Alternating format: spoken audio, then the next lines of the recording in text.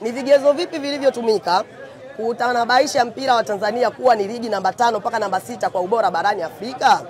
Kama viongozi wa bodi ya ligi wenyewe, viongozi wa TFF, wao ndio wanaosababisha mpira wetu kuweza kudorota kiasi hiki.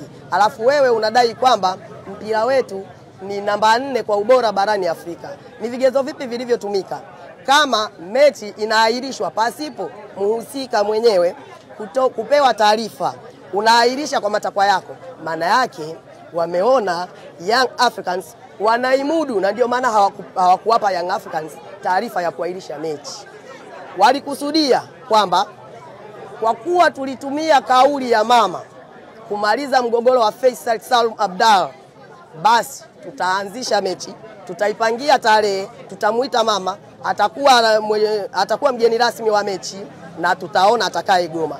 Swali, kuna sheria ipi ya mpira duniani inayoruhusu kiongozi yeyote kushiriki masuala ya michezo?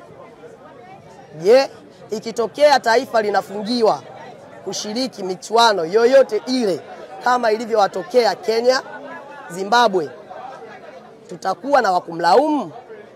Je, sasa hivi wanatupiwa lawama nyingi sana Young Africans. Kwa kosa gani? Je, Young Africans yeye haruhusiwi kudai haki yake? Je, yeye hana pa kukimbilia? Kwa maana hiyo, kinachoonekana bodi ya ligi, TFF, wote wanaendeshwa na Simba Sports Club. Ndiyo maana GSM alivyofuatwa kudhamini ligi, aliyekataa alikuwa